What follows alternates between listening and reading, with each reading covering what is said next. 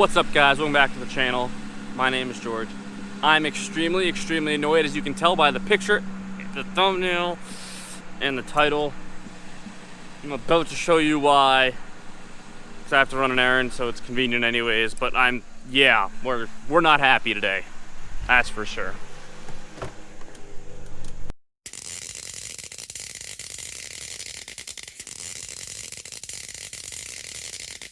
Okay, so here is the issue. I went to the dealership, manual transmission, to finally get my manual transmission recall done on the Jeep. The dealership actually called me first to set up the appointment, and they said I have 2 open safety recalls, which I knew, one of the recalls being the steering dampener, which many of us know as a steering stabilizer, and that is Jeep's fix for death wobble. Anyone in the Jeep community knows, or at least who follows the Jeep community knows, that's enthusiast-wise, a steering stabilizer is not how you fix death wobble. You might throw a Band-Aid on death wobble, but it's not going to fix it. So here's the problem at hand. I told the Jeep not to do this when they made the appointment. Now, I will say this, I did not reiterate it when dropping my vehicle off this morning. However, I should not have to reiterate something that I do not want done to my vehicle that I told them not to do. Very, makes sense, reasonable. Why would they do something when I told them specifically not to do it? Well, they did it anyways. And now my Jeep has death wobble. So, I'm going to show you how bad the death wobble is. This should be a bumpy road, and this should be able to show the issue that I'm having now because they decided to mess with things. Yes, I'm aware the steering dampener that they replaced probably isn't the cause of my death wobble. However, it is now Jeep's problem because they did something to my vehicle that was supposed to fix an issue that I now have. Therefore, it is now their problem. And yes, I'm aware this is kind of a clickbaity title. Obviously, I'm doing that on purpose because, you gotta game the game with YouTube sometimes, people. It's how it is. However, the annoyance is, will they fix what essentially they messed up because they did something they were not supposed to do to my vehicle? That is the question that is being asked now. They offered to redo the recall and put another steering stabilizer on it. However, that would not fix the issue. So I pretty much displayed that I was very unhappy with that solution, and now I'm waiting for a call from their service manager. However, now I'm going to switch the camera to the front so you guys can see what I'm talking about.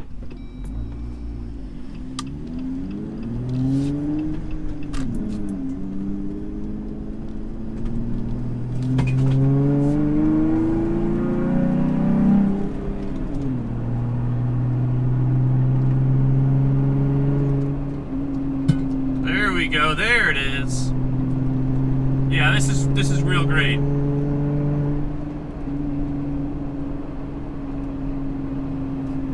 Many of you might be asking yourselves, well, George, your Jeep's out of warranty. Why wouldn't you just slap 1-ton steering on it from like Steer Smart or Synergy or something, replace your ball joints, and then call it a day? Not go through the hassle. Well, first question of that is, it's probably going to cost me about $1,500. I'll do it myself, so I'll save in the labor, but still probably about $1,500 out of my pocket that I wasn't planning on spending yet, and that's the key point. So it's the principle of the situation that I went to the dealership to get a recall done for the clutch and asked them not to do the recall on the steering dampener, aka the steering stabilizer. They did it anyways, and now I have an issue. Now, we all know the issue's probably not from the steering dampener. The issue that probably happened is they left the Jeep on the lift with the tires on, and that degraded the ball joints to a point where now I experience death wobble. Realistically, that's probably what I see what happened. Now, the principle of the thing is that I shouldn't have to fix something because it went to the dealership. That's not how that should work, and I shouldn't have to pay for that as a consumer. Especially with this dealership in particular. I know the Gladiator's not in view. I've bought in 3 vehicles from this dealership. Essentially, I bought my Jeep, I bought my dad's Jeep, and my brother-in-law bought his Jeep there. Well, my dad bought his Jeep, brother-in-law bought his Jeep. I mean, I helped. Any point being, I have been a cause for buying 3 vehicles from this dealership. I'm not going to talk bad about the dealership just yet, because I want to see how willing the service manager is to right what is wrong. Because let's be real, if he rights what is wrong, gets me a loaner car in the meantime, and he replaces the proper components and doesn't just offer to do another steering stabilizer, I'll be a very happy customer, because they saw a problem, they addressed a problem, and they fixed it properly. However, if he starts trying to blame me for this problem, for having big tires, or if he starts trying to say, well, we'll replace the steering dampener again and that should fix your issue, I'm going to be honest, I'm probably going to raise hell.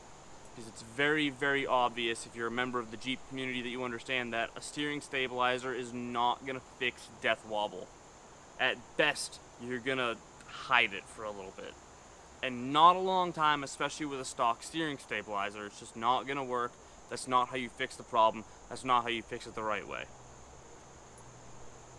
And as a dealership, they should fix it the right way. I'm essentially ranting a lot at this point, and I don't want to make this video too long and too ranty, because it's already getting ranty and a little, not long, it's probably only going to be like 5 minutes, but still, today is September 23rd. It's Wednesday, September 23rd, and today is when all of this happened. I dropped it off this morning to get the recall done on the clutch. They did more than they were supposed to do, and now I have this issue. Tomorrow I'm expecting a call from the service manager. I'll keep you guys updated on what happens, because I'm genuinely curious. I've never met this guy, so we're gonna see how this goes. I really, really hope they decide to do the right thing and fix the problem, but I honestly don't think they will. And that's just based off of how dealerships are, not necessarily this dealership in particular. I'd probably have the same issue with any other dealership. I have a strong feeling I'm going to be paying out of pocket for this. I have to make sure the Jeep is safe, because realistically with death wobble, at speeds of upwards of 40 miles an hour, it's really not safe to drive at this point. I'm gonna have to figure something out. It's not a good time for me to want to spend that money, because like I've said in previous videos, I'm trying to buy a house right now, which means I'm trying to save up as much money as possible.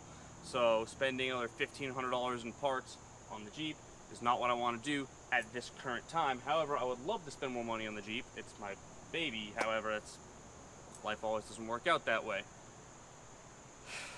With that also being said, I also want to tease this. If Jeep does come out with a V8 Wrangler, would you guys want to see that on the channel? Because I've toyed around with the idea of selling this and getting that when the time comes. But that's beside the point. That's why a lot of the Jeep stuff that you guys have been seeing have been other people's Jeeps, because I haven't wanted to spend money on this for a little bit, because I'm trying to pay off debt, and I'm trying to buy a house. And to pay parts for this, the two things don't really go together right now, and that's why the Jeep content has slowed down so much.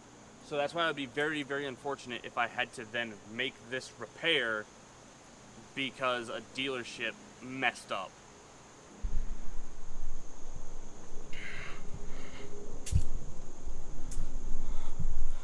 But with that being said, guys, I'm just going to end it here because I could rant for a while. I'm getting really frustrated. I've been really frustrated all day, and it's getting on top of it. Not the best time for something like this to happen. Life, it is what it is, shit happens, but it's not great timing. So I have a lot of hope that they decide to do the right thing. Who knows if they will. But yeah, I can effectively say that a Jeep dealership broke my Jeep and gave it death wobble while trying to fix death wobble that I didn't have. So that's probably the most annoying thing, is they were trying to fix a problem that I didn't have, and then they created the problem that they were trying to fix, which essentially shows that a steering dampener is not the freaking solution to death wobble. I hope if one thing comes from this video, people learn that steering stabilizers are not a fix to Death Wobble. With that being said, guys, like the video because the algorithm likes the likes. If you like more people that like the video, the more people that see it, especially with stuff like this where dealerships are taking advantage of people. Well, they might be taking advantage of me in this case. I'm not going to say anything yet, but I want more people to see this. That way they know you don't need this recall. Don't get it done. It's stupid. It's a waste of your time, and it could create more issues for yourself. Just don't. It's useless. It's pointless. It doesn't do anything for you. Just don't do it. It's not necessary. So please like the video. I do all of the work to the Jeep myself in my garage with pretty much hand tools. So if you like seeing that stuff, subscribe to the channel. The jet ski's on the channel a lot. You can see that over there in the corner. And I've also rebuilt a couple of jet skis on the channel as well. So if you like seeing that stuff, hit the subscribe button, hit the notification bell so you know when I post a video.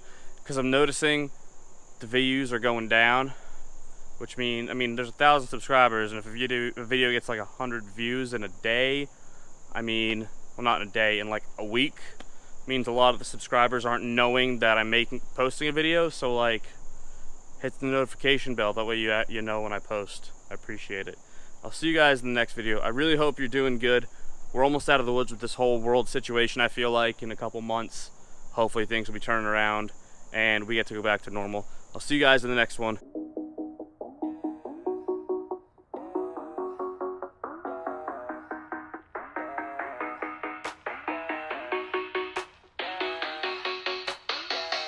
Yeah, it's that first day of first grade. That cute girl, your third date. That backpack, that snapback you've had since the third grade. The first time you got laid, the worst time you got played. It hurt, but you're